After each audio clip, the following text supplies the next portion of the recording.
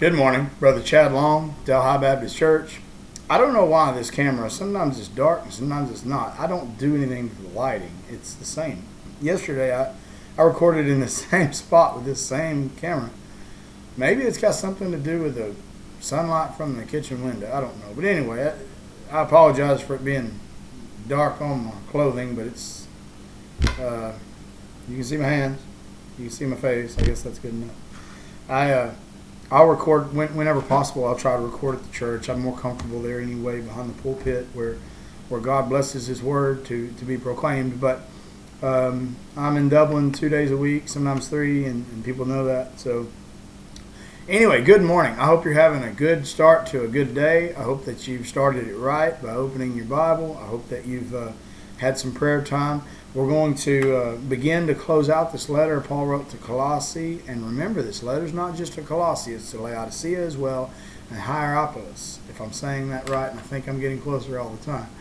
But those 3 cities at least, and we're going to see more about that later on in this closing. But chapter 4 is the closing of the letter. I'm going to take it in small bites because there's some stuff here that I think that we need to be careful and not gloss over. When people are named in Scripture, God took the time to make sure we heard those names. So it's not really fair to just say, well, I don't care about the begots. Somebody begat this, somebody begat that, somebody begat whoever. I don't know any of them people, so let's just skim on.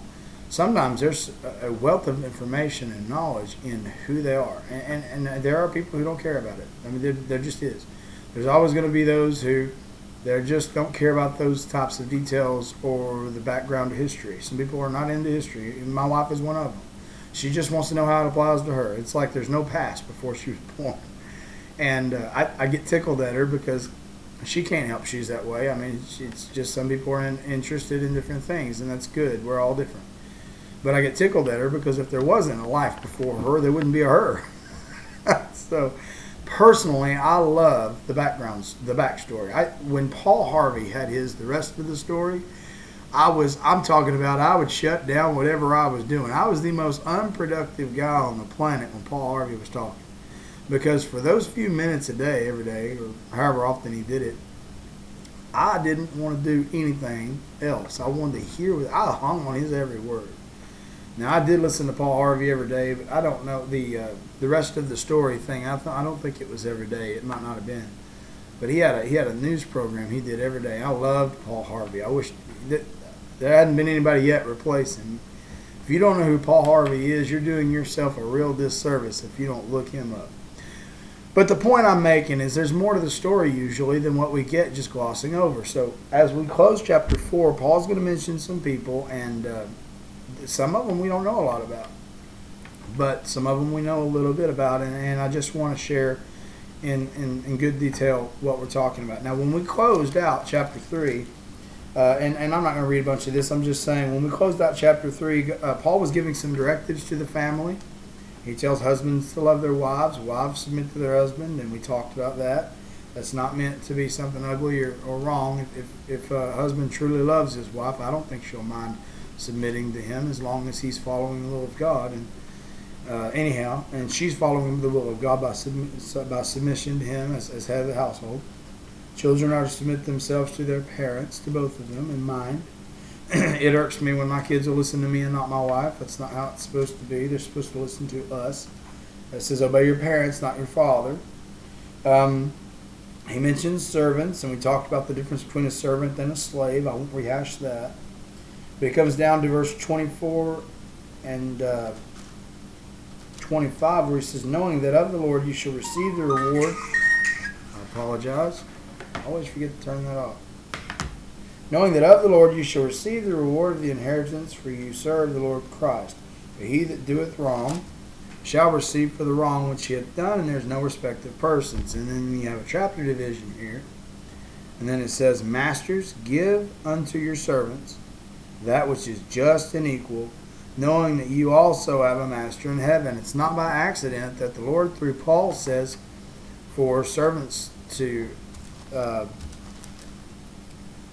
obey in all things your masters, and then he comes along later and says, masters, give unto your servants that which is just and equal. Sometimes your masters are not going to do that. But we still need to have a heart of service. And that goes for everyone. This is not a color thing. This is a God thing. When we want to worship and honor God, we're supposed to have a spirit of service. And our Savior led by example. He did not tell us to do something he wouldn't do himself. He washed the feet of his disciples. He didn't owe them that. He did that because he had a heart to serve and to save and to help people. And we're supposed to be the same way. So he comes along later. I thank God I'm not master of much. I don't want to be. Ambition can be a good thing, but it's usually not. Usually when you're ambitious for all the wrong reasons. Usually. And I'm not knocking people who have a little drive about them. Just make sure your drive is for the Lord, because when I was young, my ambition had me wanting to be the boss. I wanted to be the leader, the boss, the guy who's running everything. I wanted the recognition. I wanted the pay. I wanted the responsibility, I thought. But mostly I just wanted to run something. I wanted to prove, I don't know, I felt like I had something to prove. But now, at my age, looking back, I'm thankful God didn't give me that. I would have abused it. And I don't want it. I don't want to be master of anything. I'm not master even of this. I study it, and I do love the Lord. He knows that.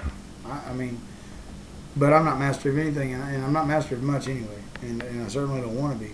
But if you find yourself in that position, just make sure you're a good one.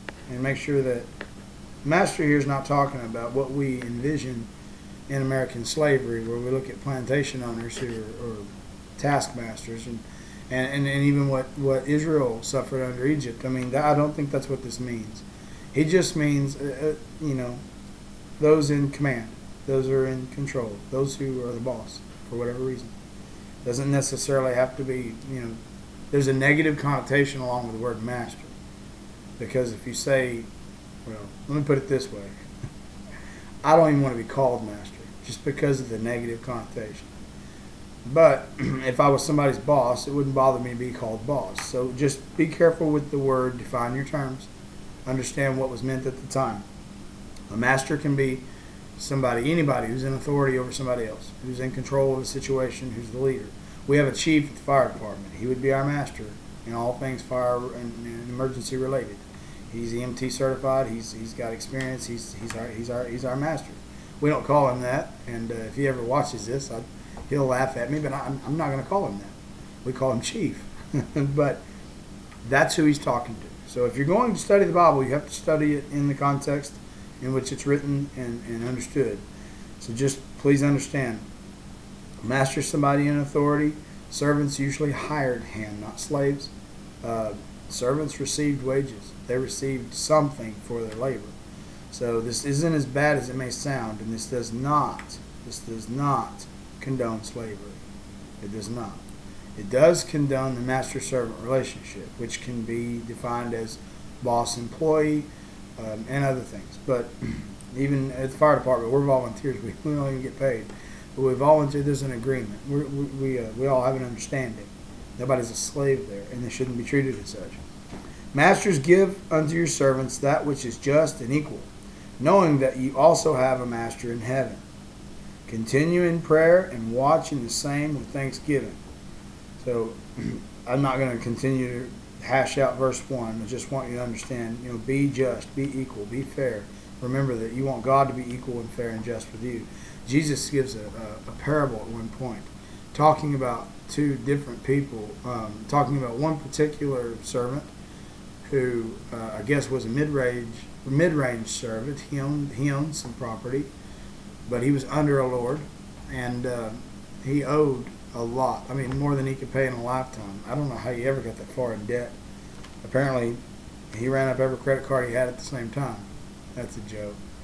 But anyway, this particular servant owed so much he couldn't pay it off in a lifetime. And Jesus tells a story that when he was brought before his Lord, the Lord had the right to throw him in prison and take away his family and to take all his possessions and try to restore himself what he could from the guy, what he had.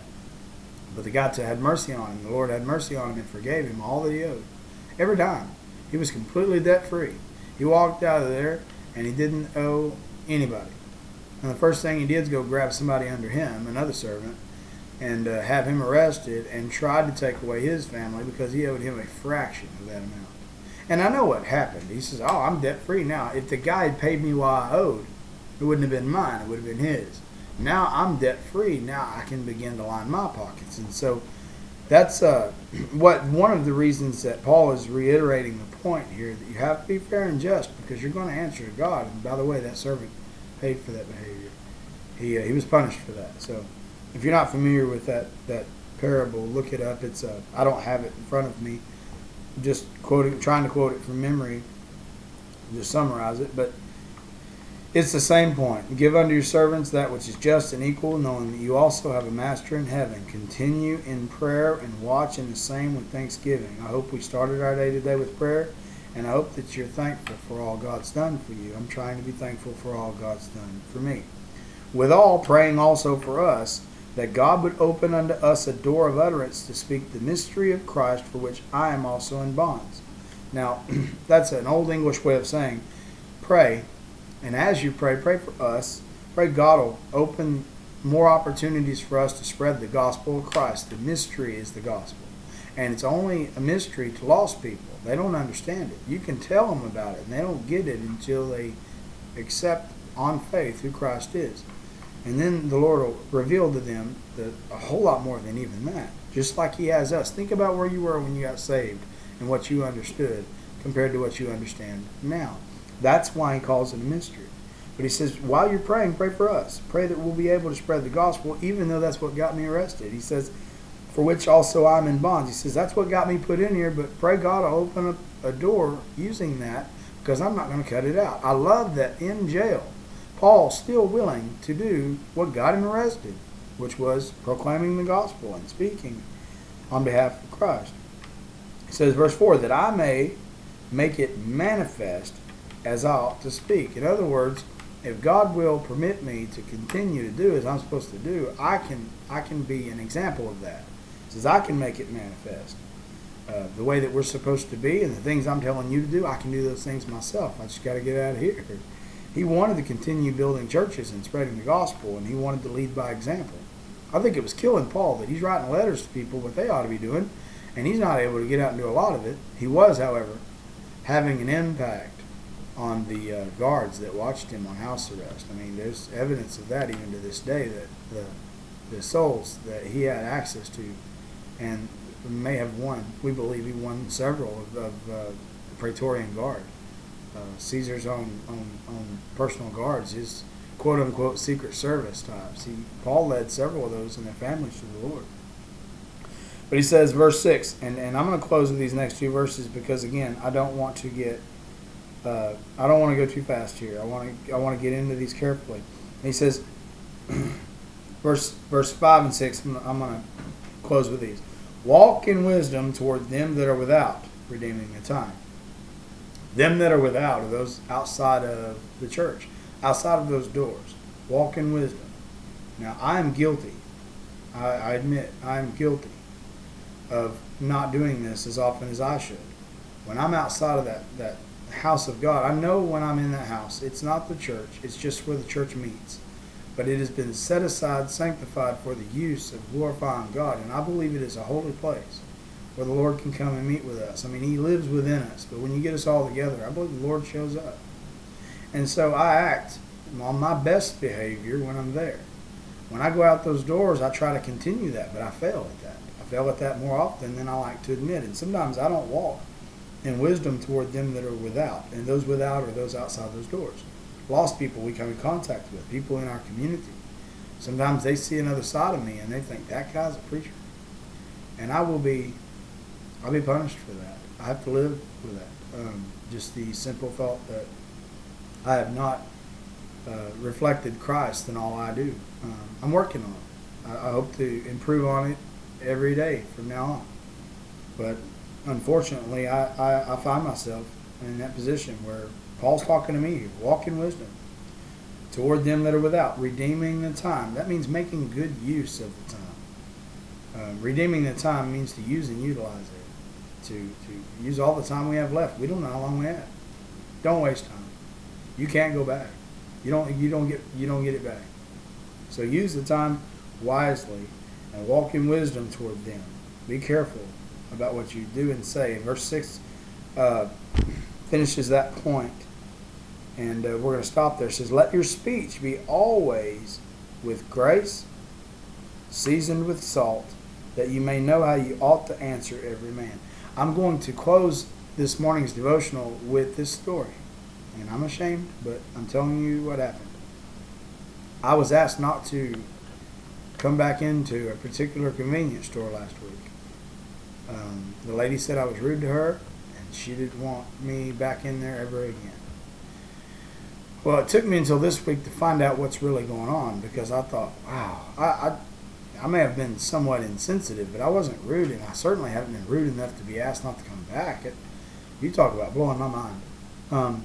Anyway, what had happened was this young lady working at the store was having a bad day to start with, and she was bagging up trash when I walked in, and I saw her.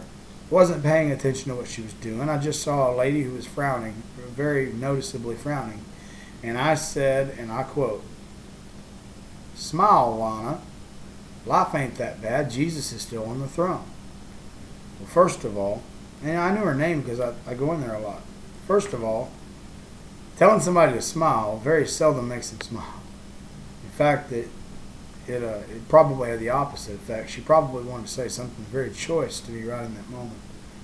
Telling someone to smile is not the best way to approach them if they're having a bad day. And whether I meant it as a joke or not, it was insensitive. I'll admit that. But it gets more interesting. After that, I went over to try to select something to eat for my son. I wasn't even hungry. I was just going to get something for him, and I figured while I was there, I might grab something for me. We came at an odd hour. We had missed the breakfast rush, so all the breakfast foods are gone. We were too early for the lunch rush. It was about 10:30. So if you go between 10 and 11 to this particular store, I mean, it's not a restaurant. It's just not. They have a breakfast round, they got a lunch round, and then they got a dinner round, or supper. Or I choose to call it supper, but they have a, late afternoon round, I guess. It's not her fault we came in there and missed breakfast. Not her fault we're too early for lunch. And she didn't do anything wrong. And I wasn't talking to her. I wasn't saying anything to her. I had said something about it, smile, but but I wasn't talking to her after that. My son and I are standing there. We're looking at what's left to eat, and it wasn't much. And I just said, "Slim pickings." And I looked over at my son. I said, "I guess there's not a whole lot to choose from. What do you want to eat?" And to this, she said, "Well, it's not even 11 o'clock yet, and I don't think that it's right for you to." Basically, she accused me of criticizing her for not having anything ready. And I wasn't. I wasn't even talking to her, but I was talking loudly enough for her to hear me talking to my son. When I tried to apologize,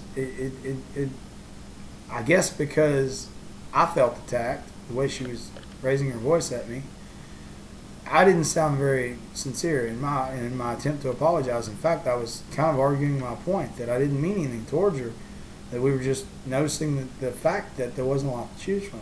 So it was just a bad situation. It's just like, timing on just about anything. You can be at the wrong place, wrong time, and something bad can happen to you. I was in the wrong place at the wrong time. Miss Lana was having a bad day. Chad was insensitive when he came in the door. And then further insensitive by discussing the fact there's not anything made. She took it as though I was complaining that she hadn't cooked anything, and she was busy. She was obviously working when I came in. It's not like she was taking a nap in the corner. So she just said, "Look, I don't need your rudeness. I don't need you to come back." What struck me about that was, as far as I know, it was the only time I'd ever been rude to her, and I didn't mean to be. According to her boss, who I spoke to today, she had been complaining about me for some time. Because apparently someone called up there with the same first name as mine and ordered something that was very rude to her, and from that time on, she just decided every time she saw me, she was already had her teeth bared against me when I came in the door. She thought I was the one that called. I've never called that store. I don't even know the number. So in addition to that day, she thinks I had been rude for some period of time before that, and she had had enough. She had just had enough. She saw me coming, and she had already, whatever was going on in her life, she had already soured towards me. Well, I'm supposed to be an example of Christ. I have no testimony of that woman. Now, she won't even talk to me. I have no opportunity now to win her to the Lord. because she's already convinced I'm a rude person because I've not shown her, apparently, I've not shown her Jesus. I have to answer for that. In fact, it's humbling to have to say that on this video, but I don't think I was ever quote unquote rude to her. But I have been insensitive, and I haven't been mindful of what I say or do. And I hadn't, in my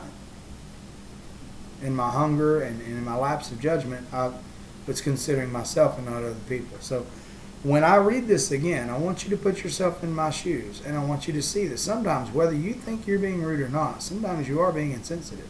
Sometimes you're not being at your best. Paul said, let your speech be always with grace. Always. Always. When you talk, be graceful. Try to show grace.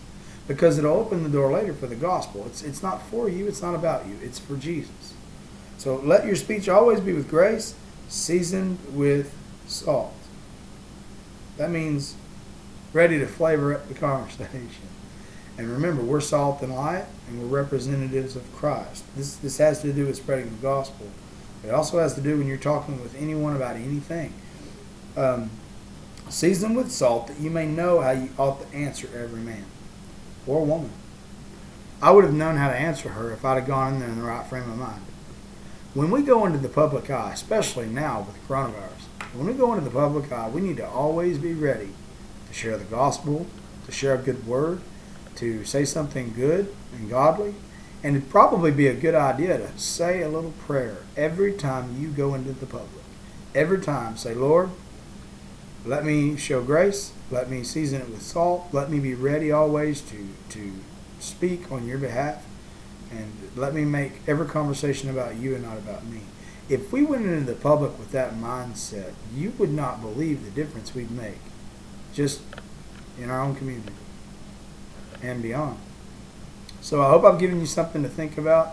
I hope that my example from my own life will help you. I hope you don't judge me too harshly. I didn't mean to be ugly to anyone, but I am human. I told you up front, I'm a sinner saved by grace, and I'm trying to improve me. What are you trying to do with you? I hope you're trying to do the same. Y'all have a wonderful day.